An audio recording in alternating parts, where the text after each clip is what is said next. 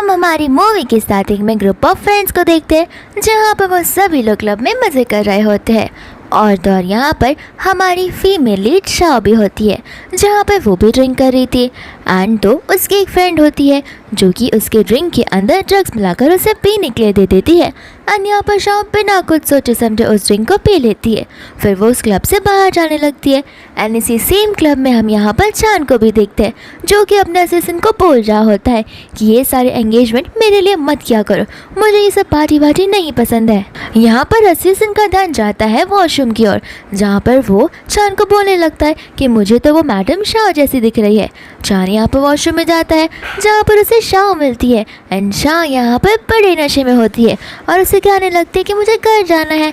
तो फिर चांद बोलता है कि तुम टेंशन मत लो, मैं तुम्हें अभी घर लेकर चलता हूँ एंड यहाँ पर वो उसे गोद में उठाकर ले जाने लगता है। इसी बीच रास्ते में यहाँ पर वो लड़की बोल रही होती है कि मैंने शाह की ड्रिंक में ड्रग्स मिला दिया है और मैं बहुत जल्दी उसे तुम्हारे कमरे में लेकर आ जाऊँगी। और ये सारी बातें चांद सुन लेता है। फिर वो अपने असिस्टेंट को बोलता है कि मैं मैडम को लेके घर जा रहा हूँ, लेकिन तुम इस लड़की को बड़े ठिकाने से लगाना।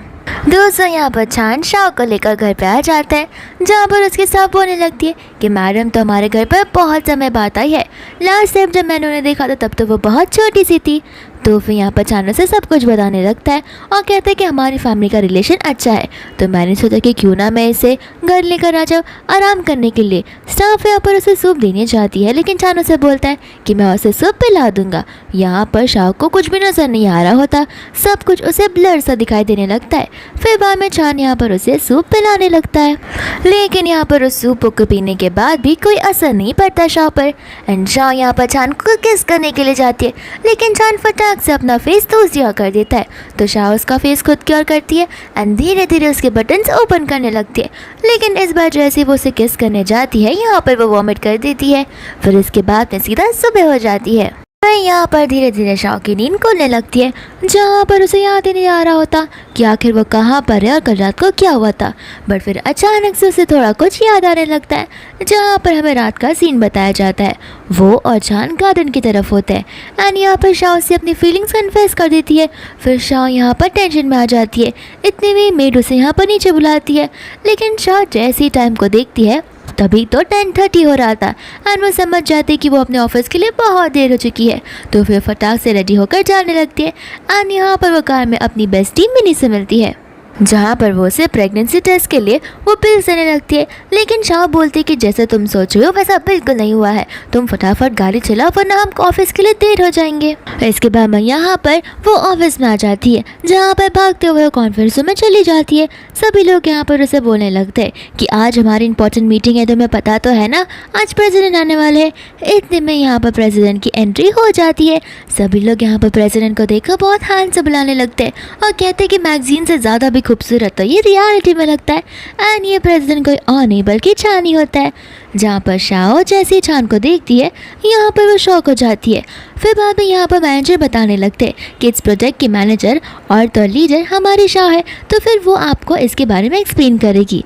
तो फिर शाह यहाँ पर बोल देता है कि ठीक है मैं उससे एक्सप्लेनेशन सुनना चाहता हूँ लेकिन आप सभी के सभी लोग यहाँ से बाहर जाइए। फिर वो सभी को बाहर भेज देता है एंड यहाँ पर शाह जैसे एक्सप्लेन करना शुरू करती है वो उसे रोकता है एंड विंडो के कर्टन डाउन कर उससे पूछने लगता है कि ये वाली बात छोड़ो और मुझे बताओ कि आखिर कल रात को क्या क्या हुआ था। शाह यहाँ पर बोलने लगते कि तुम कहना क्या चाह रहे हो मुझे समझ में नहीं आ रहा। चांद से बोलता है कि तुम्हें अच्छे से पता है मैं क्या बोलना चाह रहा हूँ, कल रात को तुमने मुझसे कहा था कि तुम मुझे पसंद करती हो।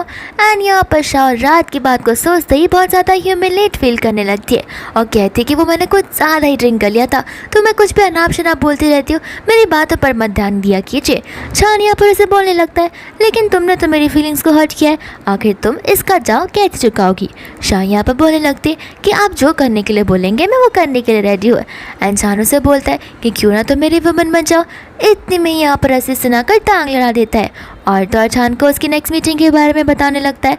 तो फिर चांद यहाँ पर शाह से कहता है कि मैं तुम्हें वक्त दे रहा हूँ सोचने के लिए, आराम से सोचो और मुझे सही जवाब देना।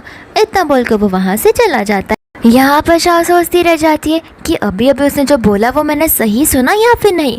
दोस्तों हम यहाँ पर चांद को देखते जो भी घर पर होता है एंड यहाँ पर उसे ग्रैंड पास वो चिल्ला कर बोल रहे होते हैं कि तुम्हें लू फैमिली की डॉक्टर के साथ में ब्लाइंड डेट पर जाना होगा एंड उसके साथ में एंगेजमेंट साथ साथ में शादी भी करनी होगी। लेकिन चांद यहाँ पर उन्हें साफ साफ मना कर देते हैं। तो ग्रैंड पापी बोलते हैं कि ये सारी मेरी जिम्मेदारी है और मैं तुम्हें ऑर्डर कराऊँ ये करने का, अगर तुमने मेरे नियमों का पालन नहीं किया तो तुम देख लेना। दोस्तों यहाँ पर शाह होती है जो कि उनकी बातें सुन रही थी और इसके पहले कि ग्रैंड पा चांद को और डांटे शाह वहाँ पर उन्हें ग्रीटिंग करने के लिए आ जाती है। फिर हमें ग्रैंड पा यहाँ पर चांद से बोलने लगते हैं कि मैं कुछ दिनों के लिए घर पर नहीं आऊँगा, तो फिर याद रखना मैं भले ही बाहर हूँ लेकिन मुझे तुम्हारा आंसर बहुत जल्दी सुनना है। इतना बोलकर ग्रैंड पा वहाँ से चले जाते हैं। दूसरा शाह भी यहाँ पर धीरे धीरे से भागने लगती है लेकिन चांद उसे रोकता है और पूछने लगता है कि सुबह जब मैंने तुम्हें कहा था क्या उसके बारे में तुम्हें एक बार भी सोचा। यहाँ पर वो उसे पूछने लगती है कि वुमेन से तुम्हारा मतलब क्या, शादी करना था, गर्लफ्रेंड बनना था या फिर वाइफ बनना था। यहाँ पर वो कहने लगता है कि जैसा तुम चाहो वो हम कर सकते हैं। शाह यहाँ पर बोलने लगती है कि मुझे कुछ भी नहीं समझ में आ रहा है। तो फिर वो उसे समझाता है कि देखो मेरे ग्रैंडपा मुझे शादी करने के लिए बहुत फोर्स कर रहे हैं एंड वो भी मियाँ के साथ है जो कि मुझे नहीं करना। शाह यहाँ पर बोलने लगती है लेकिन तुम और मियाँ तो एकदम परफेक्ट मैच लगते हो। चांद बोलता है कि बकवास बातें करना बंद करो, तुम ये बताओ कि तुम मेरा साथ दोगे या फिर नहीं। शाह कहने लगती है कि मुझे कुछ समझ नहीं आ रहा एंड यहाँ पर चांद उसे एग्रीमेंट देता है और बोलने लगता है कि ठीक है तो फिर तुम मेरे साथ एग्रीमेंट के थ्रू शादी कर लो और मैं प्रॉमिस करता हूँ कि मैं तुम्हारी मॉम के हॉस्पिटल बिल्स और उनके अफेयर्स का संभाल लूँगा और रही बात तुम्हारी तो मैं तुम्हें मंथली पे भी करूँगा। शाह यहाँ पर उसे बोलने लगती है कि मुझे मंथली पे करने की कोई ज़रूरत नहीं है, बस मेरी मॉम के जो अफेयर्स है उन सभी को हैंडल कर लेना। यहाँ पर चानस के आगे बढ़ता है जहाँ पर शाह गिरने वाली थी एंड चानस से पकड़ते हुए बोलने लगता है एकदम रोमांटिक वे में कि आज रात को डिनर होने वाला है तो फिर अच्छे से एक्टिंग करना। इसके बाद में यहाँ पर मियाँ की फैमिली और तो और चांद के डैड यहाँ पर डिनर कर रहे होते हैं और आपस में बातें। इतने में चांद की एंट्री हो जाती है हमारी शाह के साथ में, जहाँ पर मियाँ शाह को बोलने लगती है कि तुम्हें तो हमने यहाँ पर इनवाइट भी नहीं किया था, तुम यहाँ पर क्या कर रही हो। शाह यहाँ पर बोलने लगती है कि वो क्या है ना मैं कुछ दिनों से इसके साथ ही रह रही हूँ। मियाँ बोलने थे कि तुम दोनों यहाँ पर अकेले रहते हो। शाह बोलते कि हाँ इसमें क्या हुआ, मैं यहाँ पर इस सिटी में नई आई हूँ ना, तो फिर यहाँ पर ये मेरी बहुत फिक्र करता है। यहाँ पर मियाँ को ये सारी बातें सुनकर अच्छा नहीं लगता तो फिर यहाँ पर वो उस पर चिल्लाने लगते हैं। लेकिन यहाँ पर मियाँ के डैड उसे चिल्लाते हैं और कहते हैं कि टेबल पर खाना खाते टाइम झगड़ा करना टेबल मैनर्स के खिलाफ होता है। तो फिर मियाँ यहाँ पर शांत रह जाती है एंड यहाँ पर उसके डैड चांद से बोलने लगते हैं कि तुम्हें अब अपनी शादी को मीडिया वालों के सामने अनाउंस कर देना चाहिए। शाह यहाँ पर चांद से पूछने लगती है कि कौन सी शादी की बात कर रहे हैं यहाँ पर। मियाँ यहाँ पर बोलने ही वाली थी कि मेरी और चांद की, लेकिन इतने में ही चांद शाह की तरफ देखकर बोलने लगता है कि ऑब्वियसली मेरी और तुम्हारी शादी के बारे में। ग्रैंड भाई यहाँ पर बोलने लगता है लेकिन मैं तो सुबह तुम्हें मियाँ के साथ में शादी करने के लिए कहा था, शाह के साथ में नहीं, अब ये कौन सा डिसीजन तुम बना रहे हो। तो फिर यहाँ पर मियाँ बोलने लगती है कि मेरी शादी तुम्हारे साथ ही हो सकती है। यहाँ पर बामे शाह बोलने लगती है अगर तुम्हारी शादी चांद के साथ हो जाएगी तो मेरा क्या होगा। चांद यहाँ पर बोलने लगता है कि तुम टेंशन मत लो, मैंने मियाँ के साथ में शादी करने का एग्रीमेंट आज तक किया ही नहीं है, तो फिर तुम्हें टेंशन लेने की कोई ज़रूरत नहीं है। यहाँ पर मियाँ को गुस्सा आता है और वो शाह के ऊपर गर्म पानी गिरा देती है, जहाँ पर शाह एकदम बेबी की जैसे एक्टिंग करने लगती है एंड यहाँ पर चांद मियाँ के ऊपर गुस्सा कर देता है। इसके बाद में वो लोग बाहर निकलने लगते हैं, जहाँ पर चांद शाह को बोलता है कि तुम्हारी एक्टिंग स्किल्स तो कुछ ज़्यादा ही अच्छा है। तो फिर शाह बोलने लगती है कि तुम्हें बचाने के लिए मैं इतना तो कर ही सकती हूँ। साथ ही साथ चांद यहाँ पर बोलने भी लगता है कि भले ही एक्टिंग कर रही थी लेकिन मुझे अच्छे से समझ आ रहा था कि तुम मेरे क्लोज आने की कोशिश कर रही थी। शाह यहाँ पर बोलने लगती है कि ऐसी कोई बात नहीं है, मैं तो बस तुम्हारा साथ देने की कोशिश कर रही थी ताकि सभी को हमारे बीच की चीज़ें एकदम रियल लगे, ना कि फेक। यहाँ पर चांद से कुछ जवाब नहीं देता और उसे देखे ही जाता, जहाँ पर शाह शर्माने लगती है। इसके बाद में चांद वहाँ से चला जाता है। दूसरे दिन यहाँ पर कंपनी में कॉन्फ्रेंस में मीटिंग शुरू हो जाती है। शाह यहाँ पर प्रेजेंटेशन देखकर सोचने लगती है कि आखिर ये प्रेजेंटेशन मेरे जैसा क्यों दिख रहा है। दूसरा यहाँ पर स्टाफ डेजी को देखते हैं, जो कि शाह को अपना टेम्पलेट देती नहीं लेकिन बाकी सभी को तो ज़रूर देती है। साथ साथ में यहाँ पर टेम्पलेट चांद को भी देती है और एक एक करके साइड से एक्सप्लेन करना शुरू कर देती है। बाद में यहाँ पर डेजी सभी को बताने लगती है कि ये जो प्रिपरेशन है वो मेरी नहीं है बल्कि ये शाह की है, और मैं आपके सामने ये प्रेजेंट इसलिए कर क्योंकि शाह ने सामने हमारी कॉम्पिटिटर वाली कंपनी को भी सेम प्रेजेंटेशन दिया है और उसने हमारे फॉर्मूले को चुरा कर किसी और के हवाले कर दिया है। यहाँ पर शाह बोलने लगती कि डेज़ी झूठ बोल रही है, ये खाली मेरा प्रोजेक्ट है, मैंने आगे पीछे किसी को भी ये चीज़ सबमिट नहीं की है और तो इसे कॉन्फिडेंशियल रखा है। लेकिन यहाँ पर डेज़ी बोलने लगती है ये कॉम्पिटिटर वाला मैनेजर यहाँ पर आता ही होगा, सब कुछ समय में पता चल जाएगा। असिस्टेंट यहाँ पर चान को बताने लगता है कि मैनेजर आ चुका है, तो फिर वो चला जाता है उस मैनेजर से बात करने के लिए, जहाँ पर चान ने उस मैनेजर को बहुत पीटा होता है। फिर यहाँ पर गुस्से में आकर चान इस प्रोजेक्ट लीडर को सस्पेंड कर देता है एंड यहाँ पर प्रोजेक्ट लीडर कोई और नहीं बल्कि हमारी शाह ही होती है। फिर बाद में यहाँ पर शाह चली जाती है मिनी के साथ में क्लब में ड्रिंक करने के लिए। फिर बाद में यहाँ पर शाह एक एक करके मिनी को सब कुछ बताने लगती है। मिनी उसे बोलने लगती है कि ये तो गलत हुआ। शाह बोलती है वही तो, वहाँ के स्टाफ मुझ पर ट्रस्ट नहीं करते, मुझे समझ में आता है, लेकिन चान वो मुझ पर ट्रस्ट नहीं करा था, इस बात का मुझे बहुत दुख हुआ है। तो फिर यहाँ पर वो उसे कहने लगती है कि क्यों ना तुम चान को कॉल कर उससे बात करो, क्या पता तुम्हारे बीच में एक मिसअंडरस्टैंडिंग हो गई हो। वो कहने लगते कि उसने मुझे सस्पेंड किया है, कौन सी मिसअंडरस्टैंडिंग क्रिएट हो सकती है। यहाँ पर बाद में शाह फ़ोन उठा लेती है और सोचने लगती है क्या मैं चान को कॉल करूँ या फिर ना करूँ, एंड यहाँ पे फ़ोन साइड में रखती है लेकिन गलती से कॉल लग जाता है एंड यहाँ पर चान कॉल को पिक भी कर लेता है, जहाँ पर शाह उसे गालियाँ दी जा रही थी और चान सब कुछ सुन लेता है। चान यहाँ पर बोलने लगता है कि लगता है तुम वापस से ड्रिंक करने लगी हो, एंड यहाँ पर फ़ोन स्पीकर में होता है जो कि मिनी सुन लेती है। मिनी यहाँ पर डरने लगती है और चान यहाँ पर उसे एड्रेस मांगने लगता है, तो मिनी उसे एड्रेस सेंड कर देती है। इसके बाद में वो लोग नीचे जाते हैं जहाँ पर चान उसे पिक करने के लिए आ जाता है, लेकिन यहाँ पर शाह भागने लगती है, तो फिर चान उसे ज़बरदस्ती कार में बैठा देता है और कहता है कि तुम चुपचाप यहाँ पर बैठी रहो। फिर बाद में यहाँ पर वो उसके फेस को नोटिस करता है और कहने लगता है कि लगता है तुम आज बहुत रही हो। शाह यहाँ पर बोलने लगती है कि उससे तुम्हें क्या फ़र्क पड़ता है, तुम तो मेरी फिक्र ही नहीं करते और ऐसा नाटक मत करो कि तुम्हें मेरी केयर है। तो फिर वो यहाँ पर बोलने लगता है कि मैं नाटक या प्रिटेंड नहीं कर रहा हूँ, मैं सच में तुम्हारी केयर करता हूँ। शाह यहाँ पर बोलने लगते अगर केयर करते तो आज जो ऑफिस में हुआ वो बिल्कुल नहीं होता, तुम तो मुझ पर ट्रस्ट भी नहीं करते हो। चान यहाँ पर बोलने लगता है कि मैं तुम पर पूरा ट्रस्ट करता हूँ। शाह यहाँ पर बोलने लगती है कि झूठ बोलना बंद करो, अगर ट्रस्ट करते तो तुम मेरे बातों पर विश्वास क्यों नहीं कर रहे थे आज ऑफिस के। तो फिर चान उसे सारी चीज़ें एक्सप्लेन करने लगता है कि उसने ऐसा जानबूझ के किया ताकि जो रियल स्नेक है उसका पता लगाया जाए, यानी कि जो रियल धोखेबाज है उसका पता लगाया जाए। फिर बाद में यहाँ पर शाह बोलने लगती है कि अच्छा लेकिन फिर भी तुम मेरी फिक्र करते का हो, ये सब तो तुम कॉन्ट्रैक्ट की वजह से कर रहे हो। एंड यहाँ पर चान उसे उसके गैप कर लेता है जहाँ पर वो उसे किस करना शुरू कर देता है। शाह यहाँ पर पूरी कंफ्यूज हो जाती है, फिर वो उसे अपने आप से दूर करती है और बोलने लगती कि ये भी कॉन्ट्रैक्ट में लिखा हुआ था। चान बोलने लगता है कि लिखा हुआ तो नहीं था, लेकिन अब मैं इसे ऐड करना ज़रूर चाहूँगा। इसके बाद में चान यहाँ पर शाह को हक करने लगता है। इसके बाद में यहाँ पर वो उसे लेकर घर पर आ जाता है, जहाँ पर वो उसे बोलने लगता है कि लगता है तुमने पहली बार किस किया है, लेकिन शाह यहाँ पर उसे कुछ जवाब नहीं देती। तो फिर यहाँ पर वो उसे सूप पिला रहा था, लेकिन वो सूप को लेकर खुद से पीने लगती है, जहाँ पर उसका मुंह जल जाता है। तो फिर बाद में वो उसके मुंह को वाइप करने लगता है। शाह यहाँ पर बोलने लगती कि लगता है तुम मेरी फिक्र करने लगे हो। तो फिर वो उसे बोलने लगता कि फिक्र करने की कोई बात नहीं है, तुम मेरी होने वाली वाइफ बन सकती हो, तो फिर उसका तो केयर करना मेरी जिम्मेदारी बनती है। यहाँ पर वो बोलने लगता है कि तुम तो पहले से मेरा एडवांटेज लेकर बैठी हो। शाह बोलने लगता कि मैंने आज तक तुम्हारा कोई एडवांटेज नहीं लिया है, झूठ बोलना बंद करो। यहाँ पर बामा चान अपने बटन्स खोने लगता है। शाह बोलते कि तुम क्या करने की कोशिश कर रहे हो। चान बोलता है कि तुम्हें प्रूफ दिखाने की कोशिश कर रहा हो, तुमने खुद ब खुद ये सारी चीज़ें की है और तुम अग्री करने से मना कर रही हो।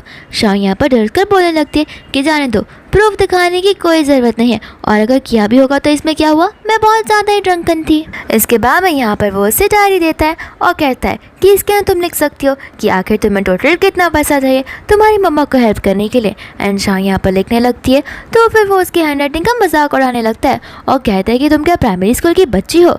तो फिर शाह बोलने लगती है कि मेरा कोई ऐसा वैसा इरादा नहीं है, मैं तो बस मेरी मम्मा को ठीक करना चाहती हूँ। तो फिर चान उसे बोलने लगता है कि इरादे तो मुझे तुम्हारे नेक ज़रा सा भी नहीं लगते, लगता है तुम भूल चुकी हो, एडवांटेज लेने के साथ साथ तुमने उसे अपने प्यार को भी कन्फेस किया था। शाह बोलने लगता है कि मैंने तुमसे कुछ नहीं कहा था, कहाँ पर है तुम्हारे पास प्रूफ ज़रा मुझे प्रूफ तो बताना। एंड यहाँ पर चांद बोलने लगता है सोच लो बेटा, जहाँ पर वो उसे फ़ोन की रिकॉर्डिंग सुनाने लगता है। एंड यहाँ पर शाह को वो चीज़ बहुत क्रिंज लगती है, तो फिर वो फ़ोन को बंद कर बेड पर फेंक देती है और कहती है कि प्लीज़ इस चीज़ को भूल जाओ, मैंने कहा ना मैंने बहुत ज़्यादा ड्रिंक किया था और मैं कुछ भी बोले जा रही थी। इसके बाद मैं यहाँ पर वो लोग बाहर चले जाते हैं।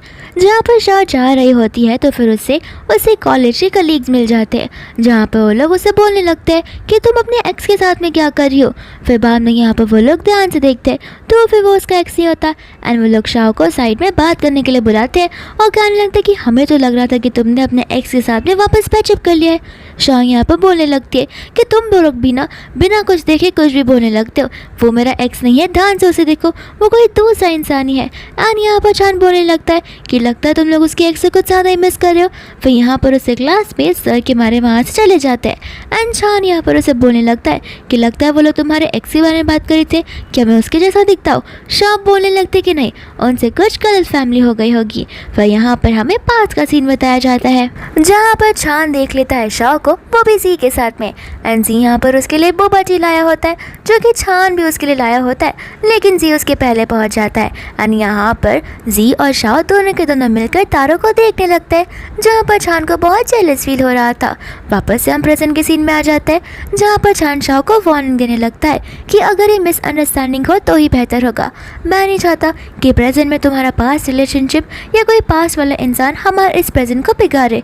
यहाँ पर शाह को भी ये सारी बातें सुनकर बहुत गुस्सा आ जाता है। दोस्तों यहाँ पर वो अपने कंपनी में होती है तो फिर फ़ोन में आए हुए ट्रेंडिंग न्यूज़ को देखती है, जहाँ पर फोटो में होते हैं हमारे चांद और तो यहाँ पर एक लड़की भी होती है, जहाँ पर उन दोनों की किसिंग सीन के बारे में बताया जाता है, लेकिन अभी तक वो लड़की कौन है इसका पता नहीं लगाया जाता। यहाँ पर शाह डर जाती है और चांद को कॉल लगाने लगती है, लेकिन चांद यहाँ पर उसका कॉल पिक ही नहीं करता है। दूसरा यहाँ पर जैसी कंपनी के अंदर जाती है, सभी लोग आपस में बात कर रहे होते हैं कि वो लड़की कोई और नहीं बल्कि लू फैमिली को बिलोंग करती है एंड उसका नाम मिया है।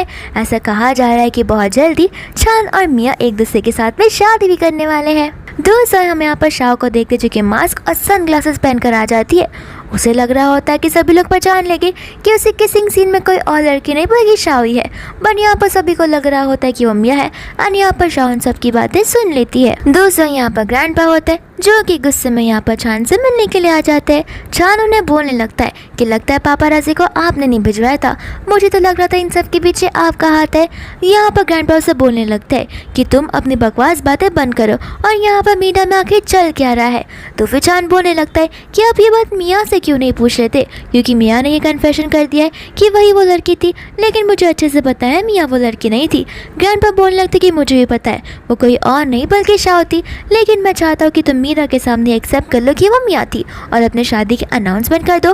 चांद यहाँ पर शादी की अनाउंसमेंट करने से साफ साफ मना कर देता है और कहता है कि मैं ऐसा नहीं कर सकता क्योंकि ऑलरेडी मेरी कोई गर्लफ्रेंड है।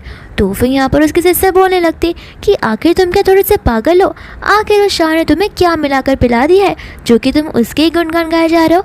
क्या पता शाह ने ही पापाराजी को ऑर्गेनाइज किया हो और जानबूझकर तुम्हारी फोटो निकलवाई हो ताकि पब्लिक में आकर तुम सबके सामने उसे अपनी एज ए गर्लफ्रेंड कबूल कर लो।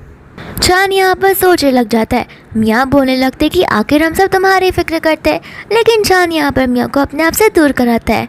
एंड ग्रैंडपा चांद को बोलने लगते कि मैं तुम्हें एक आखिरी वार्निंग दे रहा हूँ, बाहर तुम्हारी जो भी गर्लफ्रेंड है उसका नाम क्लियर करो एंड यहाँ पर मियाँ के साथ में शादी कर लो। दोस्तों यहाँ पर शाह भी आ जाती है जो उनकी बातों को सुनने लगती है। एंड चांद यहाँ पर बोलने लगता है कि देखिए बाहर तो बहुत सारी लड़कियाँ हैं जिनके साथ में मेरा पंगा चल रहा है, तो फिर आप क्या चाहते हो कि हर लड़की के साथ में अब मैं अपना रिश्ता खत्म कर दूँ क्या। एंड यहाँ पर बाद में शाह गुस्से में आने लगती है। मियाँ यहाँ पर शाह को देखकर बोलने लगती है कि तुम एकदम परफेक्ट टाइम पे आए हो। एंड यहाँ पर चांद को वो एक एनवेलप देने लगती है और कहती है कि मैं चाहती हूँ तुम इसे देखो और अपना डिसीजन खुद ही बनाओ, लेकिन यहाँ पर चांद उस एनवेलप को एक्सेप्ट नहीं करता। एंड यहाँ पर वो ग्रैंडपा को बोलने लगता है कि ग्रैंडपा मैं चाहता हूँ कि अभी आप यहाँ से चले जाओ क्योंकि आपने अपना फैसला सुना दिया है और मैंने भी आपको अपना फैसला सुना दिया है। लेकिन यहाँ पर ग्रैंडपा मियाँ की ओर इशारा करने लगते हैं, जहाँ पर मियाँ जानबूझ के गिरने का नाटक करती है और एनवेलप से इस फोटो को नीचे गिरा देती है। एंड चांद यहाँ पर इन फोटोज को देख लेता है, जहाँ पर ग्रैंडपा शाह को बोलने लगते हैं कि अरे शाह ये तो तुम्हारा मुझे क्लासमेट लग रहा है, तुम इसके साथ घूम रही हो आजकल। शाह बोलने लगते कि हाँ वह अब्रॉड से बहुत जल्दी वापस आया है, इसके लिए मैं यहाँ पर उसे थोड़ा टाइम दे रही हूँ और उसने मुझे बाहर डिनर के लिए पूछा है। एंड ग्रैंडपा यहाँ पर बोलने लगते हैं कि मुझे तो लगता है कि तुम दोनों एक परफेक्ट मैच रहोगे। ऐसे भी वो बहुत पढ़ा लिखा और स्मार्ट इंसान है। लेकिन यहाँ पर उसकी सिस्टर बोलने लगती है मुझे नहीं लगता कि वो लड़का इतना स्मार्ट और हेल्दी होगा, मुझे तो वो बड़ा अनलकी पर्सन लगता है। शाह को यहाँ पर अनलकी वाला वर्ड सुनकर अच्छा नहीं लगता, तो वो उसके सिस्टर को बोलने लगती है कि आखिर तुम ऐसा कैसे बोल सकती हो, वो भी तो एक नॉर्मल इंसान ही है। एंड यहाँ पर ये बात सुनकर छान को गुस्सा आने लगता है। एंड छान कहता है कि तुम मुझे डिफेंड करने की कोशिश कर रही हो। शाह बोलने लगता है कि हाँ, वो मेरा फ्रेंड है और वो मेरे फ्रेंड के बारे में इतनी नेगेटिव बातें नहीं बोल सकती है। मिया यहाँ पर बोलने लगती है कि मुझे तो तुम दोनों फ्रेंड से कुछ ज़्यादा ही लगते हो। ऐसे भी मुझे बड़े अच्छे से याद है जब तुम लोग कॉलेज में रहा करते थे तो सभी लोग बोलते थे कि तुम एकदम बेस्ट कपल हो और फ्यूचर में जाकर तुम दोनों ही एक दूसरे के साथ में शादी करने वाले हो और अपनी फैमिली भी बसाने वाले हो। यहाँ पर शाह को गुस्सा आने लगता है लेकिन वो कुछ बोल नहीं पाती। एंड छान यहाँ से गुस्से में चला जाता है तो फिर मिया भी उसके पीछे चली जाती है। फिर यहाँ पर छान की सिस्टर बोलने लगती है कि अगर कोई लड़की मेरे भैया के साथ शादी करेगी तो वो सिर्फ मिया है, तुम अपने सपने देखना भूल जाओ। इसके बाद में वो लोग भी वहाँ से चले जाते हैं। जहाँ पर शाह सोचने लगती है कि इस फोटो की वजह से छान मुझ पे अब ट्रस्ट नहीं करेगा मुझे लगता है, और तो और ये भी लगता है कि वो मुझसे लॉयल नहीं है। दूसरा यहाँ पर उसे सचमुच जी का कॉल आने लगता है तो फिर यहाँ पर वो कैफे में जी से मिलने के लिए चली जाती है। जी यहाँ पर शाह से बोलने लगता है कि अच्छा हुआ तुम टाइम पर आ गए, मैंने तुम्हारा फेवरेट पेस्ट्री और पास्ता ऑर्डर किया है। शाह बोलने लगती कि लगता है तुम्हें अभी तक ये सारी चीज़ें याद है। जी बोलते कि ऑफकोर्स तुम मेरी खास इंसान हो तो फिर मैं ये सारी चीज़ें कैसे भूल सकता हूँ। दूसरा यहाँ पर छान होता है जो कि सेम एरिया से गुजर रहा था एंड यहाँ पर वो विंडो से उन दोनों को साथ में देख लेता है जहाँ पर जी शाह को गिफ्ट दे रहा होता है। शाह यहाँ पर उसे पूछने लगते कि आखिर तुम वापस अब्रॉड कब जा रहे हो, तो फिर वो उसे बोलने लगता है कि अब बहुत हो गया, अब मैं चाइना में ही सेटल होने वाला हूँ। ऐसे भी मेरी पढ़ाई कंप्लीट होने के लिए आई है तो फिर मैं यहाँ पर एक स्टूडियो को सेटअप करना चाहता हूँ जहाँ पर मैं चाहता हूँ कि तुम भी यहाँ पर जॉब करने आओ, क्योंकि यहाँ पर टेलीविज़न के रिगार्डिंग बहुत सारी चीज़ें हैं और तुम्हें अपना टैलेंट को इस्तेमाल करने मिलेगा। शाह यहाँ पर बोलने लगता है कि मुझे माफ़ कर देना, मैं ऑलरेडी वॉरियर ग्रुप के साथ में काम कर रही हूँ। तो फिर यहाँ पर बोलने लगता है लेकिन वॉरियर ग्रुप तो ज़्यादा एडवर्टाइजिंग पर फोकस करती है, टेलीविज़न सीरीज़ पर नहीं, तुम्हारा टैलेंट क्या ही यूज़ होगा। इतने में यहाँ पर छान चलते हुए आ जाता है जहाँ पर वो बोलने लगता है कि शाह को जहाँ मर्जी होगी वो वहाँ काम करेगी, तुम उसके साथ में ज़बरदस्ती नहीं कर सकते। एंड आती यहाँ पर वो शाह का हाथ पकड़ लेता है और वो भी ज़बरदस्ती। जी यहाँ पर उन दोनों को साथ में देखता है एंड छानू से बोलने लगता है कि आखिर तुम मेरी गर्लफ्रेंड से क्या बात करना चाहते हो। जी यहाँ पर कहने लगता है कि मैं शाह से बस बातें कर रहा था और मुझे नहीं लगता कि शाह के साथ में यहाँ पर मैं ज़बरदस्ती कर रहा हूँ जैसे कि कोई और उसके साथ कर रहा है, मैं तो बस उसे एक वाइस चॉइस करने के लिए बोल रहा हूँ। इतने में यहाँ पर वेट्रेस आ जाती है पास्ता लेकर। जी शाह को बोलने लगता है कि यही है तुम्हारा फेवरेट पास्ता, तुम उसे खा कर देखो, तुम्हें तुम्हारे स्कूल की याद आने लगेगी और कॉलेज की भी। शाह यहाँ पर खाने जाती है लेकिन छान उस प्लेट को ले लेता है और बोलता है कि जी तुम्हें तो मेरी चॉइस ही पता है, मुझे ये पास्ता बड़ा अच्छा लगता है। यहाँ पर बाद में शाह के लिए सारी चीज़ें ऑकवर्ड होने लगती है तो फिर शाह यहाँ पर जी से उसका प्लान पूछने लगती है, फ्यूचर प्लान्स के बारे में। जी यहाँ पर बोलने लगता है कि मेरा फ्यूचर प्लान में तो यही था कि मैं तुम्हारे साथ स्टूडियो अपार्टमेंट में काम करूँगा, लेकिन लगता है मुझे मेरे प्लान्स को चेंज करना पड़ेगा, बट अगर तुम चाहो तो मुझे ज्वाइन कर सकती हो। एंड फिर यहाँ पर छान जोर जोर से उस फोक को प्लेट के अंदर घुसाने लगता है तो फिर जी छान को बोलता है कि तुम इतना शाह के लिए डिफिकल्ट क्यों बना रहे हो, उससे कोई चॉइस तो करने दो। शाह यहाँ पर जी से बोलते कि जाने दो, ऐसे भी अगर मेरे रिकमेंडेशन में कोई होगा तो मैं तुम्हें बहुत जल्दी बताऊंगी। जी यहाँ पर शाह से बोलने लगता कि देखो तुम्हें मुझे इतना जल्दी आंसर करने की कोई ज़रूरत नहीं है, तुम आराम से अपना वक्त लो और जब मज़े चाहे तब मुझे सही जवाब आकर दे देना। यहाँ पर छान कुछ बोलने वाला था लेकिन इस बार शाह से लेकर वहाँ से बाहर निकल जाती है। यहाँ पर छान उससे बोलने लगता है कि मैंने तुमसे पहले ही कहा था मेरे अलावा मुझे नहीं चाहिए कि तुम्हारी लाइफ में कोई और मैन हो। फिर बाद में शाह को यहाँ पर याद आने लगता है जब वो कैबिन में था तो फिर उसने ग्रैंडपा को वुमेन्स को लेकर क्या कहा था। तो फिर शाह से बोलने लगती है कि क्यों, तुम्हारे पास तो कई सारी वुमेन्स हैं तो फिर जाकर उनका ख्याल रखो ना, मेरी इतनी क्यों फिक्र कर रहे हो। छान यहाँ पर बोलने लगता है कि तुमने जी की शक्ल देखी, उसके फेस पे साफ साफ नजर आ रहा था कि वो तुमसे कितना प्यार करता है। शाह यहाँ पर बोलने लगती है कि तुम्हें इतना ओवर रिएक्ट नहीं करना चाहिए, तुमने पता है कि तुमने मुझे कितना एम्बैरेस फील करवाया है। शाह यहाँ पर बोलने लगता है कि तुम्हें मेरी फीलिंग से ज़्यादा उसकी फीलिंग से कदर है। शाह यहाँ पर बोलने लगती है कि आखिर तुमने मुझे समझ के क्या रखा है, तो फिर वो बोलने लगता है कि मैं तुम्हें अपनी वुमन समझता हूँ और मैं नहीं चाहता कि मेरी वुमन किसी और लड़के के साथ अकेले में मिले। शाह का यहाँ पर गुस्सा आने लगता है, उसे बोलने लगती है कि क्या मेरी एक पर्सनल और अकेली सोशल लाइफ भी नहीं हो सकती। एंड गुस्से में यहाँ से वो जाने लगती है। यहाँ पर चांद गुस्से में आकर बोल देता है, लगता है कि वो भी तुम्हारे दिल में है, इस वजह से तुम कुछ बोल नहीं पा रही हो और मुंह मोड़कर यहाँ से जा रही हो। शाह यहाँ पे बोल लेते कि ठीक है, पसंद है मुझे वो इसलिए पसंद क्योंकि वो बहुत एलिगेंट और डेलिकेट लड़का है जो कि लड़कियों की फीलिंग से कदर करता है, तुम्हारे जैसा नहीं जो बस हमेशा नाटक करता है। तो फिर यहाँ पर चांद भी उसे बोल देता है कि तुम भी तो नाटक ही करती आई हो। शाह को यहाँ पर गुस्सा आने लगता है और वो वहाँ से जाने लगती है, जहाँ पर चांद उसके पीछे पीछे जाकर उसे माफ़ी मांगने लगता है। शाह बोलती कि अब क्यों पीछे आ रहे हो, मैं तो बस नाटक कर रही हूँ ना। चांद बोलने लगता है कि जैसा तुम सोच रही हो वैसा नहीं है। शाह बोलने लगती है कि तुम ना बोलो तो ही बेहतर रहेगा।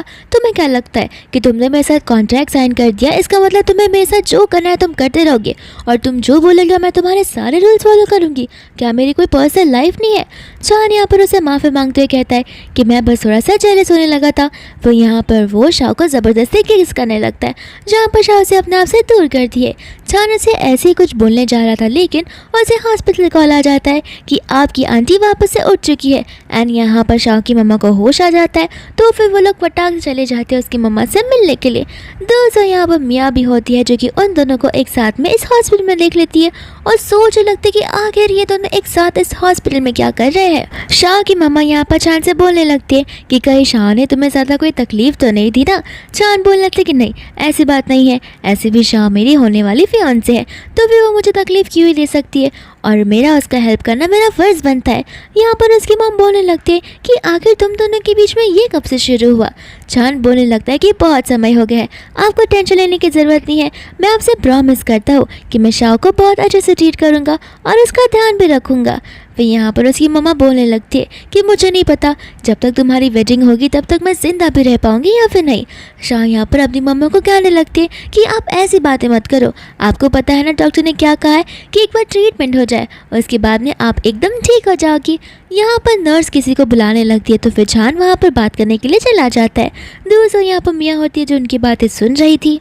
यहाँ पर जैसे ही चांद जाता है, मियाँ अंदर आकर बोलने लगती है कि तुम्हारी हिम्मत कैसे हुई चांद की फियांसे बनने की, तुम्हें अच्छे से पता है कि तुमने मेरा शादी डिस्ट्रॉय किया हुआ है। यहाँ पर शाह बोलने लगती कि मेरी मम्मा के सामने सारी चीज़ें बोलना बंद करो। एंड मियाँ यहाँ पर बोली जा रही थी, तो फिर गुस्से में आकर यहाँ पर शाह से थप्पड़ मार देती है। मियाँ को गुस्सा आने लगता है, यहाँ पर वो दोनों झगड़ने लगते हैं, जहाँ पर शाह की मम्मा का बीपी हाई और लो होने लगता है। फिर फटाक से यहाँ पर डॉक्टर आते हैं, यहाँ पर उनका ऑपरेशन शुरू हो जाता है। फिर बाद में यहाँ पर कुछ समय बाद डॉक्टर बाहर आकर शाह से बोलने लगती है कि आपको टेंशन लेने की ज़रूरत नहीं है, आपकी मॉम की अभी जो हालत है वो भी स्टेबलाइज हो गई है और अपर हैंड से हमें 2 नर्स को अपॉइंट करने के लिए बोला है। शाह कहने लगते कि अपर हैंड्स, तो फिर बोलते कि हाँ वही मैन जो हमेशा यहाँ पर उनसे मिलने के लिए आया करता है। शाह बोलने लगती क्या वो यहाँ पर रोज़ आता है। डॉक्टर कहते कि हाँ वो उनकी सेहत के बारे में पूछने के लिए और कितना डेवलपमेंट हुआ ये सारी चीज़ें जानने के लिए यहाँ पर रोज़ आया करते हैं। इतने में यहाँ पर चांद आ जाता है, तो फिर यहाँ पर शाह से पूछने लगती है कि मेरी गैर मौजूदगी में तुम यहाँ पर रोज़ मेरी मामा से मिलने आया करते तो उनका ध्यान रखते थे। चांद बोलने लगता है कि हाँ मैं तुम्हें एक दिन सरप्राइज़ देने वाला था तुम्हारी मॉम की बढ़ती हुई हेल्थ कंडीशंस को लेकर, लेकिन यहाँ पर तुम्हें तो ऑलरेडी सब कुछ पता चल गया है। फिर बाद में यहाँ पर चांद से माफ़ी मांगने लगता है उसके उस बिहेवियर के लिए। शाह भी यहाँ पर एक्सप्लेन करने लगती है कि जो फ़ोटोज़ तुमने देखा था उन फ़ोटोज़ बहुत पुरानी फ़ोटोज़ थी जहाँ पर हम दोनों बस कपल बनने की एक्टिंग कर रहे थे, लेकिन हम रियल कपल्स नहीं थे। तो फिर यहाँ पर वो बताने लगता है कि मुझे भी माफ़ कर देना, मैंने कैबिन में जो वुमेंस को लेकर बात कही थी वो वुमेंस एग्जिस्ट भी नहीं करती है, मेरी लाइफ में तुम अकेले ही वुमन हो। शाह यहाँ पर उसे बोलने लगती है कि मैं चाहती हूँ कि जब तक ये कॉन्ट्रैक्ट रह रहा है तब तक हम एक दूसरे के प्रति रॉयल रहे। तो फिर यहाँ पर चांद भी उसे हाँ बोल देता है। दोस्तों यहाँ पर वो लोग ऑफिस में होते हैं, जहाँ पर स्टाफ आकर शाह से बोलने लगती है कि तुम्हें अगर जल्दी घर जाना है तो तुम जा सकती हो, ऊपर से ऑर्डर आया है। मियाँ यहाँ पर तंग आ जाती है और बोलने लगती है कि कौन यहाँ पर ऊपर से ऑर्डर दे रहा है इससे जल्दी घर जाने के लिए, तुम्हें पता है ना कितने काम पेंडिंग है और मेरी भी काम इसे ही करने हैं। फिर यहाँ पर मैं जानबूझ के मियाँ उसका ड्रॉवर खोलती है जिसके अंदर से उसे प्रोटेक्शन मिलता है एंड यहाँ पर सभी के सामने वो उसे बताने लगती है। शाह यहाँ पर उससे वो छीनने की कोशिश करती है, लेकिन मियाँ यहाँ पर शाह को धक्का मार देती है, जहाँ पर शाओ गिरने ही वाली थी, लेकिन छान आकर उसे पकड़ लेता है। मियाँ को लगने लगता है कि छान अब शाओ पर पक्का चिल्लाएगा, लेकिन छान यहाँ पर मियाँ पर चिल्लाता है और उसे सॉरी बोलने के लिए कहता है। तो फिर मियाँ यहाँ पर गुस्से में आकर शाओ को सॉरी बोलकर वहाँ से चली जाती है। दोस्तों यहाँ पर छान शाओ से बोलता है कि अगर ये पैकेट तुम्हें वापस चाहिए तो आज रात को आ जाना। यहाँ पर रात हो जाती है, जहाँ पर छान बैठकर ड्रिंक कर रहा होता है एंड शाओ वहाँ पर उस पैकेट को वापस लेने के लिए आ जाती है। तो छान उसे बोलता है कि लगता है तुम्हें ये पैकेट बहुत डेस्परेटली चाहिए वापस। शाओ यहाँ पर उस पैकेट को लेने लगती है, लेकिन छान उसे बोलता है कि तुम्हें नहीं लगता इसके पहले तुम्हें मुझे एक प्रॉपर एक्सप्लेनेशन देना चाहिए। शाह बोलने लगती कि ये मैंने बस इमरजेंसी के लिए रखा है। तो फिर छान बोलता है कि मेरी इमरजेंसी के लिए। वो बोलती कि ज़्यादा ओवर थिंक करना बंद करो। दूसरा यहाँ पर बताने लगती है कि तुम्हारे ग्रैंडपा मुझे मिलने के लिए आए थे और उन्होंने मेरे ग्रैंडपा और ग्रैंडमा का ढूंढ निकाला है। साथ साथ मुझे यहाँ पता लग रहा है कि वो मुझे साफ साफ इनडायरेक्टली ये बोल कर गए कि मैं तुमसे दूर रहूँ, वरना मेरे ग्रैंडपा और ग्रैंडमा मुसीबत में पड़ सकते हैं। फिर यहाँ पर छान उसे बोलता है कि तुम्हें ये टेंशन लेने की कोई ज़रूरत नहीं है, मैं तुम्हारे ग्रैंडपा और ग्रैंडमा को प्रोटेक्शन प्रोवाइड करूंगा। तो फिर शाह से थैंक यू बोलकर जाने लगती है, लेकिन छान बोलता है ये तो मैं एक्स्ट्रा तुम्हारी हेल्प कर रहा हूँ, इसके बदले में तुम्हें नहीं लगता कि तुम्हें मुझे कुछ देना चाहिए। शाह को यहाँ पर समझ नहीं आता और छान उसे अपनी ओर ग्रैब कर लेता है और कहने लगता है कि तुम्हें नहीं लगता कि कुछ स्पेशल गिफ्ट होना चाहिए। शाह यहाँ पर बोलने लगती है कि फिजिकल कॉन्ट्रैक्ट हमारे कॉन्ट्रैक्ट के अंदर नहीं थे। तो फिर छान बोलता है इसमें क्या हुआ, मैं इसे ऐड करने के लिए वापस से रेडी हूँ। एंड शाह यहाँ पर सोचने लग जाती है, जहाँ पर छान उसे किस कर देता है। तो फिर शाह यहाँ पर उसे कुछ नहीं बोलती। फिर बाद में यहाँ पर उसे बोलता है कि तुम यहाँ से जा सकती हो, और रही बात तुम्हारे ग्रैंडपा और ग्रैंडमा की, तो वो टेंशन लेने की तुम्हारी कोई ज़रूरत नहीं है, मैं उन्हें प्रोटेक्ट करके रहूँगा। और कल मेरे ग्रैंडपा सभी के सामने मेरे मैरिज को अनाउंस करने वाले हैं, तो मैं चाहता हूँ कि कल तुम मेरे साथ में टीम अप करो और अच्छे से एक्टिंग करना मत भूलना। इसके बाद में यहाँ पर वो इवेंट शुरू हो जाता है, जहाँ पर छान यहाँ पर छाव के साथ में आ जाता है। दूसरों यहाँ पर ग्रैंडपा उन दोनों को देखकर गुस्सा आने लगते हैं। साथ ही साथ यहाँ पर सभी लोग छान से बोलने लगते हैं कि लगता है तुम अपनी लेडी को अपने साथ में लेकर आए हो, सर हमें इनसे इंट्रोड्यूस तो करवाओ। साथ ही साथ यहाँ पर कई सारे रिपोर्टर्स होते हैं जो कि शाह को इंट्रोड्यूस करवाने के लिए बोलने लगते हैं। एंड यहाँ पर शाह के फ़ोन में एक वीडियो होता है, जहाँ पर एक मेड होती है और बता रही होती है कि शाह कितनी बुरी इंसान है, यानी कि सिया कितनी बुरी इंसान है। पास्ट लाइफ में यहाँ पर सिया रिच लड़कों को फंसाया करती थी और उनसे पैसे निकलवाया करती थी और अपने एक्सपेंसेस पे किया करती थी। यहाँ पर सभी लोग भी उस वीडियो को देख लेते हैं एंड वो मेड वहाँ पर सभी के सामने आ जाती है और कहने लगती है कि मैं तुम्हारा काम आज तमाम करके रहूँगी और सभी के सामने तुम्हारी पोल खोल कर रहूँगी। शाह यहाँ पर बोलने लगती है कि मुझे नहीं पता था इस तरीके का एक्टिंग करने के लिए तुम्हें इतने पैसे मिलते होंगे, वरना मैं भी इसी फील्ड में आ जाती। तो फिर वो मेड बोलने लगती है कि जितना बहाना बनाना है बहाना बना लो, मैं भी देखना चाहती हूँ कि आखिर तुम मुझसे कैसे इस बार बचती हो। फिर शाह यहाँ पर बोलने लगते कि तुम्हें क्या लगता है कॉलेज टाइम में मेरा नाम सिया हुआ करता था, तो फिर तुम्हें मेरा पूरा नाम पता ही नहीं है। अगर झूठ बोल रही हो तो रिसर्च कर झूठ बोलो, तुम भी ना सभी को लगेगा कि अभी ये सिया कौन है, और तुम मेरे बारे में तो क्लियरली बात कर ही नहीं रही हो क्योंकि सिया तो मेरा नाम कभी था ही नहीं। तो फिर यहाँ पर उस मेड की बोलती बंद हो जाती है। दूर से यहाँ पर शाह मियाँ से बोलने लगती है कि मियाँ तुम रिपोर्टर से कुछ कहना नहीं चाहोगी, क्योंकि तुमने खुद कन्फेस किया था ना इंटरनेट पे कि तुम और तो अचानक उस दिन कार में बैठकर किस कर रहे थे। मियाँ बोलने लगती कि हाँ इसमें झूठ बोलने वाली कौन सी बात है। यहाँ पर शाह सभी को बताने लगती है कि मुझे तो लगा था उस फोटो में मैं हूँ। फिर यहाँ पर वो सभी को उसका फेस रिवील कर देती है एंड सभी लोग यहाँ पर शॉक हो जाते हैं। एंड हमें पास का सीन बताया जाता है जहाँ पर शाह ने अपनी फ्रेंड मिनी को पहले सिखाया था कि अगर वो मुझे किस करेगा तो अच्छे से हमारी फ़ोटोज़ निकालना, इन केस अगर फ्यूचर में कुछ प्रॉब्लम होती है तो मैं इस प्रॉब्लम को टैकल कर सकती हूँ। दोस्तों यहाँ पर मेड बोलने लगती है कि तुम आखिर कितना ही झूठ बोलोगी। इतने में यहाँ पर जी आ जाता है जो कि सभी के सामने बोलने लगता है कि इस मेड के पास कोई पुख्ता सबूत तो है ही नहीं। फिर बाद में यहाँ पर शाह मियाँ की तरफ इशारा करते हुए बोलने लगते हैं कि आखिर मुझे समझ में नहीं आ रहा है कि कौन ऐसे लो क्वालिटी एक्टर को हायर कर सकता है। अगर झूठ बोलना भी है तो प्रिसाइसली झूठ बोलो ना, ऐसा आधा अधूरा झूठ बोलेंगे तो लोग पकड़े जाते हैं। एंड शाह यहाँ पर सामने उसकी तरफ बढ़ती जाती है और उस मेड को डराने लगती है और बोलते कि ज़रा बताना तो तुम्हें ये सारी चीज़ें करने के लिए किसने बोला है। मेड यहाँ पर डरने लगती है। मियाँ यहाँ पर मेड को आग दिखाती है, जहाँ पर मेड चुपचाप वहाँ से चली जाती है। इसके बाद में यहाँ पर छान सभी मीडिया रिपोर्टर्स वालों के सामने शाह को एज अपनी फियांसे इंट्रोड्यूस करवा देता है। शाह से बोलते कि अभी तक तो मैं तुम्हारी गर्लफ्रेंड ही थी, तुमने मुझे यहाँ पर फियांसे बना दिया। तो फिर शान बोलता है कि ग्रैंडपा को लगना चाहिए मैं तुम्हें लेकर बहुत सीरियस हूँ। दूर से यहाँ पर ये सारी बात सुनकर मन ही मन बहुत हेसिटेट करने लगता है। फिर शान यहाँ पर शाह को बोलता है कि जाओ तुम इस पार्टी को एंजॉय करो, मैं तुम्हें डिस्टर्ब नहीं करूँगा। इसके बाद में यहाँ पर वो लोगों से बात करने लगती है एंड यहाँ पर उसकी सहेलियाँ से पूछने लगती है कि आखिर तुम दोनों का प्यार शुरू कैसे हुआ। तो फिर शाह यहाँ पर बताने लगती है कि स्टार्टिंग में मुझे उस पर शक गया था कि वो मुझे पसंद करता है, लेकिन वो हमेशा उस चीज़ को डिनाई करता है। लेकिन एंड में वो किसी लड़की से जेलस फील करने लगा एंड यहाँ पर उसने अपनी फीलिंग्स का कन्फेस कर लिया। दूर से छान होता जो कि उसकी सारी बातों को सुन रहा था। इतने ही टाइम में असिस्टेंट आकर छान से कहने लगता है कि आपने जो कहा था वो ऑर्गेनाइज हो चुका है। फिर यहाँ पर छान शाह को लेकर एक कॉर्नर में चला जाता है और बोलने लगता है कि मैंने तुम्हारे लिए एक सरप्राइज को प्रिपेयर किया है। फिर वो उसे पीछे मुड़वाता है। बाद में यहाँ पर वो उसे एक प्रीशियस सा नेकलेस पहनाता है। शान यहाँ पर बोलने लगता है कि ये जो नेकलेस है वो मेरी मम्मा का हुआ करता था और मेरी मम्मा ने कहा था कि आने वाली बहू को तुम ये नेकलेस बनाना, तो मैं ये तुम्हें दे रहा हूँ। शान यहाँ पर कहने लगती है ये तो गलत बात है, हमारा शादी तो बस कॉन्ट्रैक्ट के ऊपर बेस है। लेकिन शान से बोलते कि ऐसी बात नहीं है, अब तुम होने वाली मेरी वाइफ हो। शान यहाँ पर उसे समझाने लगती है कि इस नेकलेस को मैं नहीं ले सकती। शान उसे कहते हैं कि प्लीज़ इस नेकलेस को उतारो मत, तुम इसे अपने पास ही रखो। शान यहाँ पर कुछ बोले इसके पहले यहाँ पर असिस्टेंट आ जाता है जो कि यहाँ पर छान को उसके बिजनेस ट्रिप के बारे में बताने लगता है। शाह यहाँ पर बेचारी सैड हो जाती है और बोलते कि तुम्हारी बिजनेस ट्रिप थी और तुमने मुझे बताया भी नहीं। छान बोलते कि मुझे माफ़ कर देना, बहुत ज़्यादा ही रश आज में सारी चीज़ें फिक्स हुई थी, इसलिए मुझे तुम्हें बताने का मौका भी नहीं मिला। लेकिन तुम टेंशन मत लो, मैं यहाँ पर ड्राइवर को भेज दूंगा, तुम्हारा पार्टी इंजॉय कर हो जाएगा तो फिर वो तुम्हें पिकअप कर लेगा। इतना बोलकर छान वहाँ से चला जाता है। इसके बाद में हम यहाँ पर मियाँ के डैड को और तो और ग्रैंडपा को देखते हैं, जहाँ पर मियाँ के डैड बोलने लगते हैं कि छान के जो डैड थे वो भी सेम इसी तरीके से थे, एकदम ठीक। तो फिर ग्रैंडपा बोलने लगते हैं कि वो सब तो छान की मम्मा की वजह से हो रहा था। एंड यहाँ पर शाह सारी की सारी बातें सुन लेती है। दोस्तों यहाँ पर मियाँ और डेजी आ जाते हैं, डेजी यानी कि छान की सिस्टर, जहाँ पे वो लोग शाह के ऊपर चिल्लाने लगते हैं और उसकी बुराइयां करने लगते हैं। यहाँ पर शाह मियाँ को क्लियरली बोल देती है कि मुझे कुछ बोलने से पहले तुम अपने गिरबान में झाँको, तुम्हें पता है कि तुम कितनी ईवल पर्सन हो और तुम काम बिगाड़ने का काम करती हो जो तुम अच्छे से भी नहीं बिगाड़ सकती। यहाँ पर बाद में मियाँ उसे मम्मा को लेकर उल्टा सीधा बोलने लगती है एंड शाह को यहाँ पर गुस्सा आता है। तो फिर वो मियाँ को थप्पड़ मारकर बोलती है कि मुझे तुम कुछ भी बोलो लेकिन मेरी मम्मा पर बिल्कुल भी मत जाना।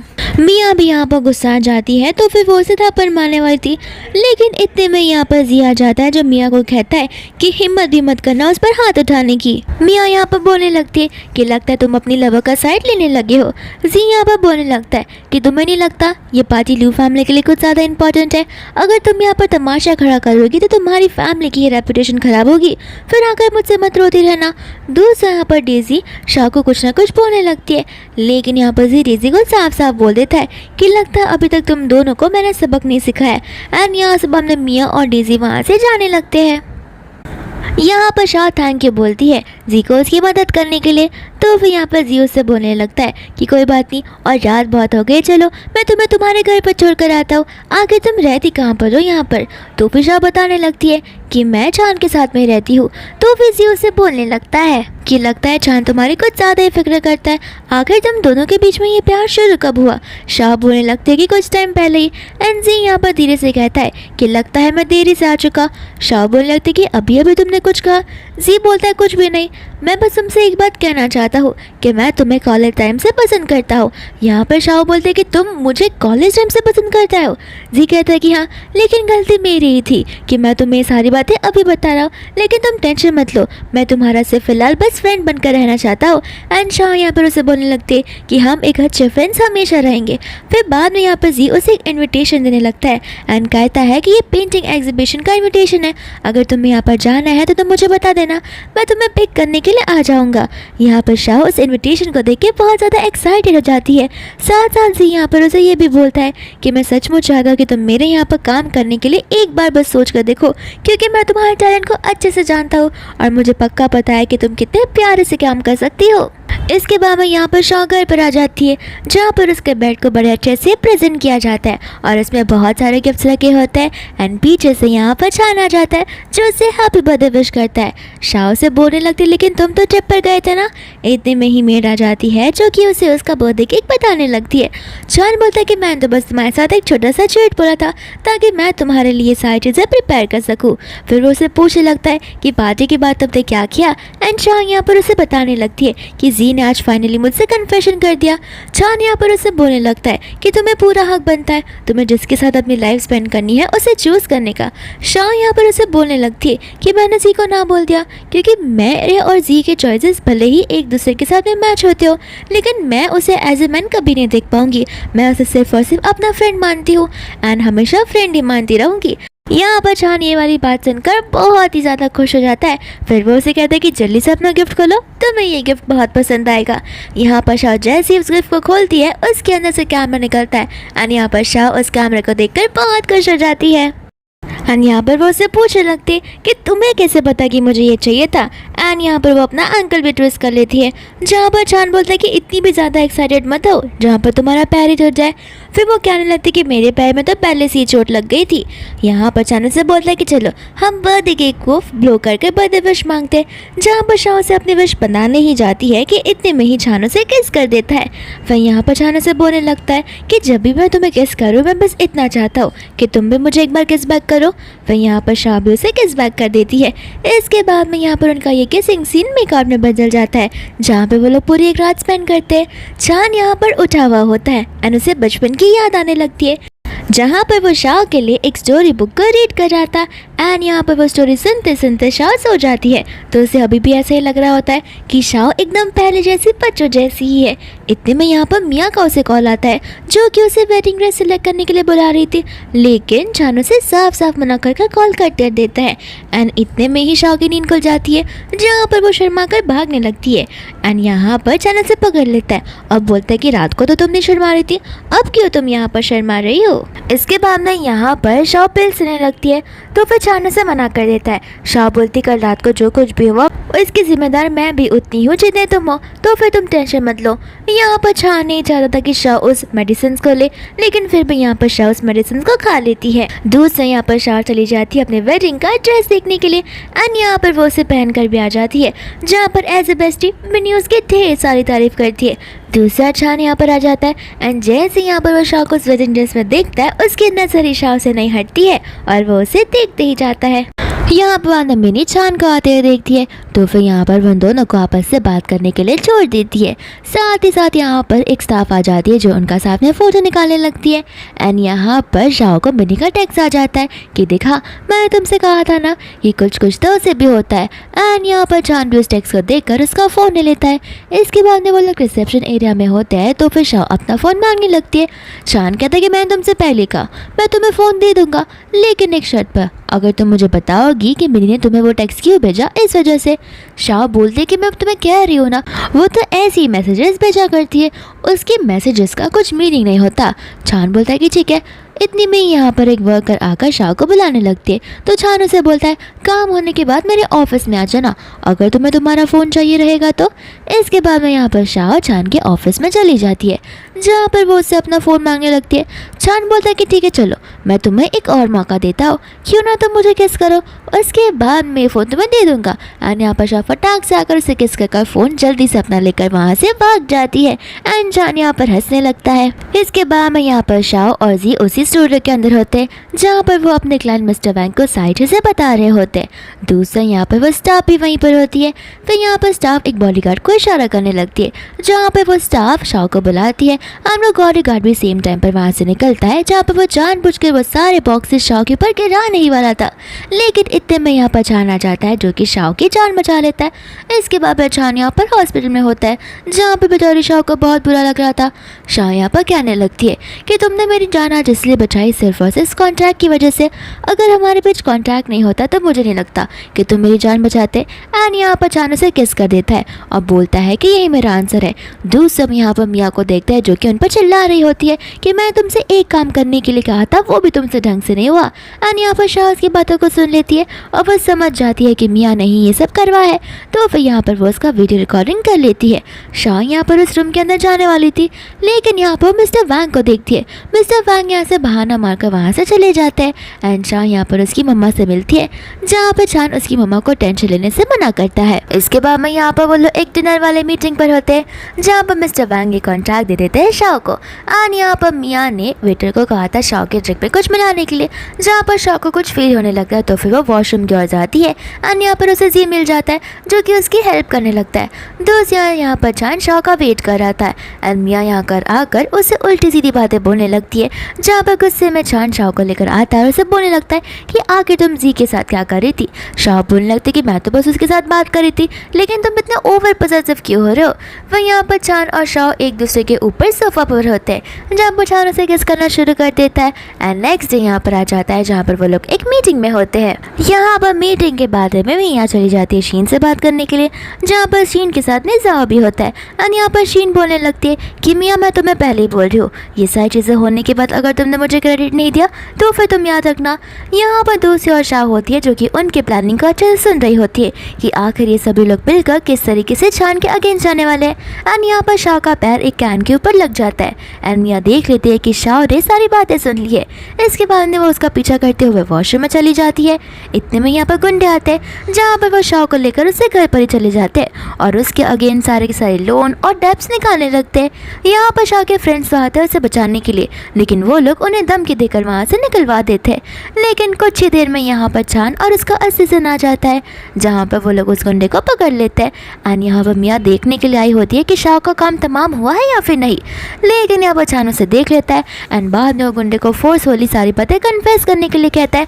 एंड वो गुंडा बोल देता है कि मियाँ मैडम ने मुझे ढेर सारे पैसे दिए थे ऐसे सब एक्टिंग करने के लिए। मियाँ बोलने लगते कि इसकी बातें मत सुनो, ये झूठ बोल रहा है। फिर बाद में यहाँ पर शाह एक एक करके मियाँ के प्लान के बारे में बताने लगती है। एंड यहाँ पर मियाँ नील डाउन कर चान से बोलती है कि मेरी बातों पर विश्वास करो, मेरा इनमें से एक भी प्लान नहीं है।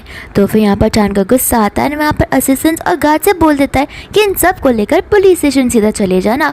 एंड यहाँ पर वो लोग उन लोगों को लेकर चले जाते हैं, जहाँ पर शाह को डर लगने लगता है कि कहीं कोई उसे हार्म ना कर दे। फिर इसके बाद में चान यहाँ पर आता है, जहाँ पर शाह उसे बोलने लगती है कि प्लीज़ तुम मुझे कभी छोड़कर मत जाना। एंड चान यहाँ पर उसे प्रॉमिस करता है कि वो उसे छोड़कर कभी नहीं जाएगा। एंड यहाँ पर वो उसे किस करने लगता है। इसके बाद में वो दोनों एक साथ सो जाते हैं। जहाँ पर सुबह जैसी शाह उठती है, वो चान का मुंह देखकर डर जाती है। चान उसे बोलने लगता है कि मैं क्या तुम्हें भूत जैसा दिखता हूँ जो सुबह उठते ही मेरा फेस देखती तुम इतना डरने की एक्टिंग करने लगती हो। इसके बाद में यहाँ पर ग्रैंडपा शाह को औरत और मियाँ को आपस में बात करने के लिए बुलाते हैं। और यहाँ पर ग्रैंडपा मियाँ की ओर से माफ़ी मांगने लगते हैं, साथ साथ मियाँ भी यहाँ पर माफ़ी मांगती है। तो फिर शाह कहते हैं कि बस आप बोल रहे हो इस वजह से मैं उसे माफ़ कर रही हूँ। दोस्तों यहाँ पर शाह उसी गले में उसी नेकलेस को देखती है, तो ग्रैंडपा कहने लगते कि हाँ ये नेकलेस हम हमारी बहू को पास ऑन करते हैं और ये तो उसे छान नहीं दिया है। यहाँ पर वो बोलने लगते कि ऐसा नेकलेस तो मेरे पास भी है। मियाँ बोलते कि तुम्हारा वाला फेक है। एंड यहाँ पर शाह को इस चीज़ का बहुत ज़्यादा बुरा लगने लगता है। दोस्तों यहाँ पर असिस्टेंट का कॉल आ जाता है, जो उसे कहने लगता है कि मेरा पेट खराब हो चुका है, तो फिर मैं मिस्टर चान को वो जो डॉक्यूमेंट है वो पास नहीं करवा पाऊंगा, तो फिर प्लीज़ तुम उस डॉक्यूमेंट को जल्दी से जाकर सबमिट कर लेना। एंड यहाँ पर चान होता है अपने कलीग से साथ में, जो कि ड्रिंक कर रहा था। इतने में यहाँ पर शाह डोर के बाहर खड़ी होती है, जहाँ पर वो उन्हें बात करते हुए सुनती है। एंड उससे कलीग शाह को लेकर बोल रहे होते कि हमें पहले से पता है तुम तो शाह के साथ में शादी नहीं करने वाले हो, तुम तो बस उसके साथ नाइट स्पेंड करना चाहते हो। इसके बाद याद रखना कि तुम हमें भी शाह दो ताकि हम भी उसका कुछ मजा ले पाए। यहाँ पर शाह ये सारी बातें सुनकर बहुत ज़्यादा डिवास्टेटेड हो जाती है एंड यहाँ से वो बाद में भाग जाती है। एंड तब जाकर यहाँ पर उसे गुस्सा आता है, जहाँ पर चान अपने फ्रेंड्स को मारने लगता है और उन्हें ऐसा बोलने से मना करता है। दूसरा यहाँ पर असिस्टेंट कॉल करके पूछने लगता है कि आखिर शाह आई तो थी डॉक्यूमेंट्स लेकर, न जाने वो कहाँ पर चली गई। एंड चान को लगने लगता है कि शाह ने कहीं इनकी बातें सुन डाली हो, तो फिर वो वहाँ के मैनेजर को पूछने लगता है। मैनेजर बोलने लगता है कि हाँ वो आई तो थी, लेकिन यहाँ से वो न जाने के रोते रोते भाग गई और उन्होंने ये डॉक्यूमेंट्स आपको देने के लिए कहा है। दोस्तों यहाँ पर शाह अपने कमरे में बैठकर रोने लगती है और अपनी सारी सारी की सारी लाइफ डिसीजंस को लेकर रिग्रेट करने लगती है। यहाँ पर छान उसे दरवाज़ा खोलने के लिए बोलता है, लेकिन वो दरवाज़ा खोलती नहीं है। यहाँ पर स्टाफ आकर उसे उसके रैबिट के बारे में बताने लगती है, तो फिर वो सॉफ्ट टॉय लेने के लिए दरवाज़ा खोलती है और यहाँ पर छान उसे दरवाज़ा बंद करने के लिए देता नहीं है। फिर यहाँ पर शाह गुस्से में आकर छान को सारी चीज़ें बोल देती है और तारों से उल्टा सीधा सुनाने लगती है। छान बोलने लगता है कि लगता है तुम्हारी आंखों में मेरा यही वाला लेवल है। तो फिर शाह बोलते कि हाँ, तुम जैसे हो वैसे ही दिखोगे। इतना बोलकर दरवाज़ा बंद कर देती है एंड खुद ब खुद नीचे बैठकर बेचारी रोने लगती है। नेक्स्ट मॉर्निंग यहाँ पर छान उस रूम में आता है, तो फिर यहाँ पर वो उस कॉन्ट्रैक्ट को देखता है जो कि शाह का और छान के बीच का कॉन्ट्रैक्ट होता है एंड ये चीज़ पूरी फट चुकी थी। यहाँ पर शाह होती है उस पेंटिंग वाले एग्जीबिशन में जी के साथ में, जहाँ पर मिस्टर वैंग उसे अपनी फेवरेट पेंटिंग बता रहे होते हैं। यहाँ पर शाह उस पेंटिंग को देखकर बोलने लगते हैं कि न जाने मुझे ये पेंटिंग क्यों जानी पहचाने से लग रही है। मिस्टर वैंग बोलने लगते हैं कि ये painting one of the famous painting में से है, इसे मेरी प्यारी वाइफ ने बनाया था, यानी कि लवर ने, लेकिन फिलहाल हम दोनों अभी साथ में नहीं है। दोस्तों यहाँ पर छान होता है जो कि उसी वाले एग्जीबिशन में शाह का इंतजार कर रहा होता है। शाह यहाँ पर आती है एंड छान उसे बात करने लगता है, लेकिन शाह यहाँ पर उसे कुछ रिस्पॉन्स नहीं करती। इतने में जी आकर शाह से कहता है कि अंदर सभी गेस्ट हम दोनों का इंतजार कर रहे हैं और यहाँ पर शाह उसका हाथ हटाकर वहाँ से चली जाती है। दोस्तों यहाँ पर वो लोग बाहर बैठे होते हैं, तो फिर छान आकर उसे ले जाने लगता है, लेकिन शाह जाने के लिए रेडी नहीं होती। तो फिर जी भी बोलने लगता है कि शाह को अपनी चॉइसेस मेड करने के लिए पूरा राइट्स है एंड यहाँ पर छान बोलने लगता है कि तुम मुझे मत सिखाओ क्या करना है एंड शाह भी उस पर चिल्ला कर बोलती है कि तुम मुझे भी मत सिखाओ कि मुझे किसके साथ बाहर जाना है और किसके साथ नहीं। फिर बाद में यहाँ पर वो जी के साथ में जाने लगती है, जहाँ पर छान गुस्से में आकर अपना हाथ उस बेंच पर पटक देता है एंड शाह को उसकी आवाज़ भी आती है एंड शाह समझ जाते हैं कि उसे कुछ ज़्यादा ही लगा होगा। तो फिर यहाँ पर वो उसे कैबिन में लेकर जाकर दवाइयाँ लगाने लगती है।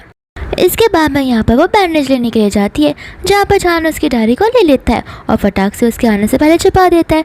वह यहाँ पर शाह उसे सारी बातें बताने लगती है, जहाँ पर छान एक एक कर उसे सारी चीज़ें एक्सप्लेन करता है। शाह बोलने लगती है कि मैं तुम पर विश्वास नहीं कर सकती।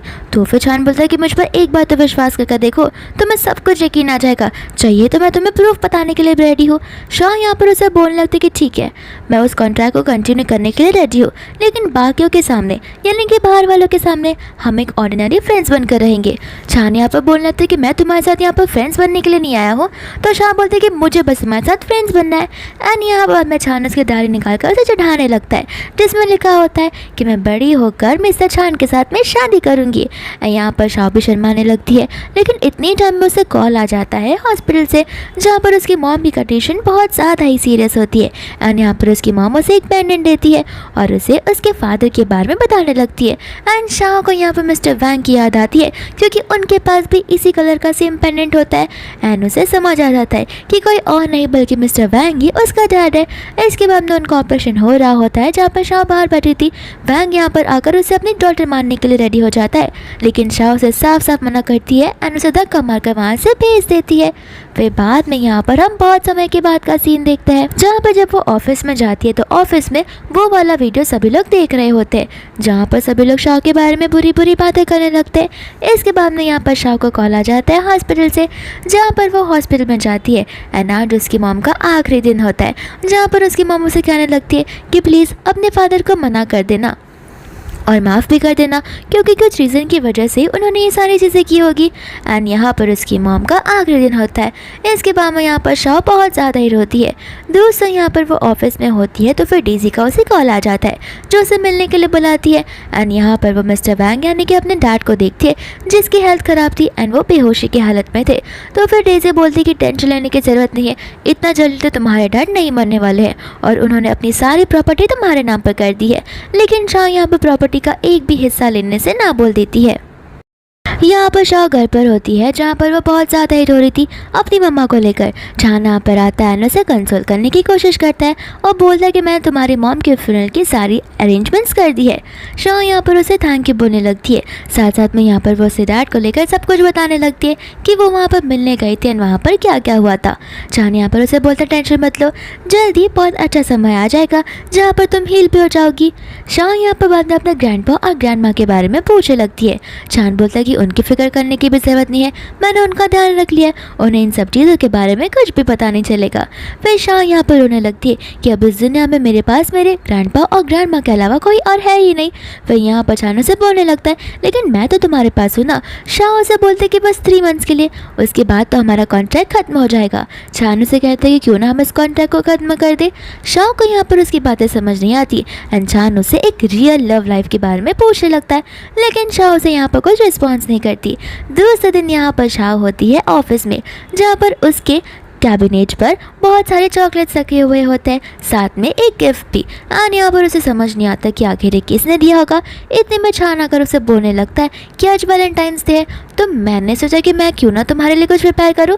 लेकिन यहाँ पर शाह मुँह मोड़ लेती है और नाटक करना शुरू कर देती है। बाद में यहाँ पर वो उसे बोलने लगता है, वैलेंटाइंस के साथ साथ मेरा बर्थडे भी है, तो तुम क्या मुझे कंपनी देना नहीं चाहोगी। फिर बाद में यहाँ पर वो लोग लंच करने के लिए चले जाते हैं, जहाँ पर उन्हें उनके बचपन का सीन याद आता है। यहाँ पर चांद को बहुत भूख लगी थी और शाह उसके लिए ढेर सारा खाना बना कर आती है, जो कि टेस्टी भी होता है।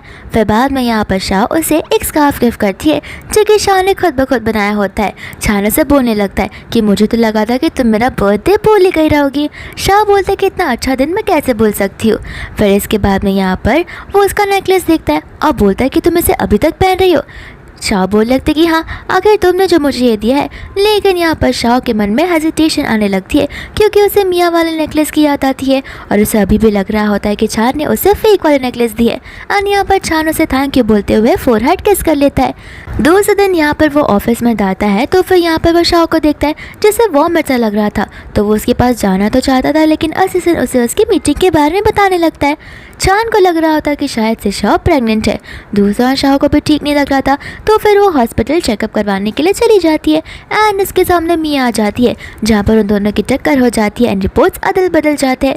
लेकिन हमें पता नहीं होता कि अगर किसके रिपोर्ट्स किसके पास गए या फिर उनके रिपोर्ट्स उनके पास ही है।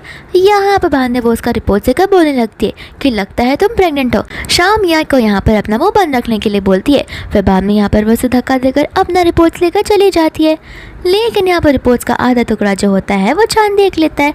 फिर वो उसे छुपा देता है एंड जाकर बोलने लगता है कि मैं रिस्पॉन्सिबिलिटी लेने के लिए रेडी हूँ। शाह बोलते कि तुम कहना क्या चाहते हो। बाद में छान उसे बताने लगता है, तो शाह बोलती कि मैं प्रेग्नेंट नहीं हूँ। फिर यहाँ पर छान बाहर आकर उस रिपोर्ट्स को देखता है और हमें पास का सीन बताया जाता है, जहाँ पर कुछ समय पहले शाह ने उसे रिपोर्ट्स दिखाए थे और कहा था कि बस मेरे पेट में गैस्ट्रोलिक चीज़ें हो रही है, मैं प्रेग्नेंट नहीं हूँ। लेकिन यहाँ पर वापस से रिपोर्ट्स देखता है तो उसमें साफ साफ लिखा हुआ होता है कि वो प्रेग्नेंट है। तो फिर यहाँ पर वो सोच लेता है कि ठीक है, अगर वो नहीं बताना चाहती तो फिर मैं उसका ध्यान ज़रूर रखूँगा।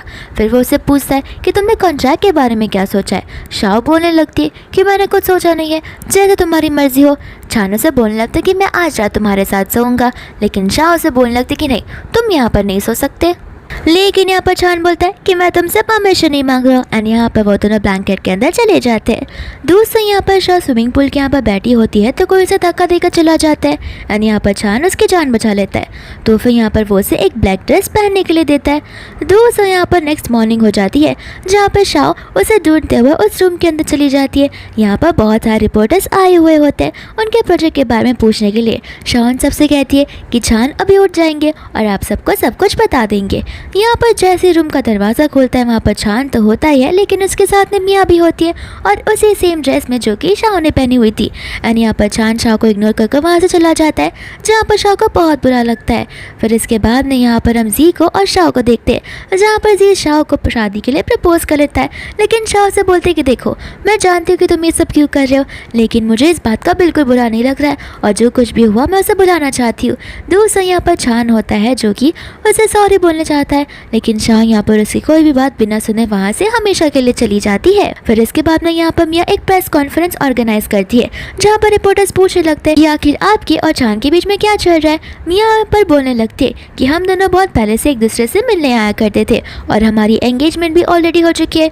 फिर यहाँ पर शाह को बहुत बुरा लगने लगता है और वह समझ जाती है कि छान ने सिर्फ और सिर्फ उसका इस्तेमाल किया है। इतने में ही छान भी वहाँ पर आ जाता है, जो रिपोर्टर्स को बताने लगता है आज हम आपके सभी सवालों का जवाब देंगे। तो आपके पास कुछ ही समय में वीडियो भी आ जाएगा। एंड इस वीडियो में साफ साफ दिखाई दे रहा था कि ये सारी प्लानिंग मिया की होती है। एंड मिया यहाँ पर खुद ब खुद सोने के लिए आई थी, लेकिन उनके बीच में कुछ हुआ नहीं था। फिर यहाँ पर हमें पता चलता है कि छान ने खुद ही से उस सीक्रेट कैमरा का सेटअप किया था ताकि वो मिया को हमेशा हमेशा से शाओकी और उसकी लाइफ से निकलवा सके। फिर सभी के सामने वो उसकी प्रेगनेंसी रिपोर्ट्स भी ला देता है और कहने लगता है कि ये नाइट के बाद में यहाँ पर ही मुझ पर इल्ज़ाम लगाने वाली थी कि मैं इसके होने वाले बच्चे का डैड बनने वाला हूँ, जिसकी वजह से मेरी शादी इसके साथ करनी पड़ती और वो भी ज़बरदस्ती। एंड इन सभी के पीछे मिया का हाथ है। एंड बाद में यहाँ पर शाओ को लेकर वो वहाँ से चला जाता है। शाओ से बोलने लगता है कि तुमने मुझे पहले क्यों नहीं बताया। छान बताने लगता है क्योंकि मैं नहीं चाहता था कि इन सब चीज़ों में तुम बिन मतलब का फंसो। दूसरा जिया का छान से कहने लगता है कि मानना पड़ेगा, तुम तो मुझसे भी ज़्यादा स्मार्ट निकले। फिर बाद में हम यहाँ पर मिया के डैड को और तौर छान के ग्रैंडपा को बात करते हुए देखते हैं। साथ ही साथ हमारे यहाँ पर एक हिडन कैमरा को भी देखते हैं जो कि उनकी वीडियो और ऑडियो रिकॉर्ड कर रहा होता है। एंड यहाँ पर तो उसे ग्रैंडपा कन्फेस कर देते हैं कि मैं नहीं चाहता छान को भी कभी ये बात पता चले कि उसकी मॉम की मृत्यु सिर्फ और सिर्फ मेरी वजह से हुई थी। अगर उसे पता चला कि एक मर्डर है तो वो मुझे जिंदा नहीं छोड़ेगा। मिया के डैड यहाँ पर बोलने लगते कि आप टेंशन मत लीजिए, मैंने यहाँ पर सारे सबूतों को गाड़ रखा है। जहाँ पर कोई माइकल लाल भी ढूंढना चाहे तो फिर वो उसे नहीं ढूंढ सकता। लेकिन यहाँ पर जाओ आ जाता है, जहाँ पर जाओ उस वीडियो रिकॉर्डिंग को निकाल देता है और चला जाता है मिया के पास में और वो उसे धमकी देने लगता है कि तुम अगर प्रॉपर्टी के पेपर्स मेरे हवाले नहीं करोगे तो फिर ये मैं जाकर छान को दे दूंगा। एंड मिया यहाँ पर बोलती कि जो करना है करो। एंड जाओ यहाँ पर वो छान को और तो और शाओ को दे देता है। इसके बाद में वो लोग ये वीडियो देखकर बहुत ज़्यादा शौक हो जाते हैं। एंड छान चला जाता है अपने ग्रैंडपा से बात करने के लिए। फिर बाद में यहाँ पर उसे ग्रैंडपा बोलते कि हाँ, मैं नहीं मारा था तुम्हारी मॉम को क्योंकि वो बहुत ज़्यादा ही अकड़ू और क्रूअल पर्सन थी। वो मेरे बेटे को छोड़ने के लिए रेडी नहीं थी, इसलिए मुझे कुछ तो करना था जिस वजह से वो औरत इस दुनिया में ना रह पाए। फिर यहाँ से छान अपने डैड से उम्मीद छोड़कर वहाँ से चला जाता है। दूसरा यहाँ पर उन दोनों का भी झगड़ा हो जाता है जहाँ पर शाओ छान को छोड़कर जाने लगती है। एंड छान भी उसे कुछ नहीं बोलता है। फिर बाद में शाओ यहाँ पर अपने ऑफिस से निकल रही थी तो छान उसे मिलने के लिए आ जाता है, लेकिन शाओ उसे इग्नोर कर देती है। दूसरे दिन यहाँ पर शाओ चली जाती है अपना सारा सामान पैक करने के लिए।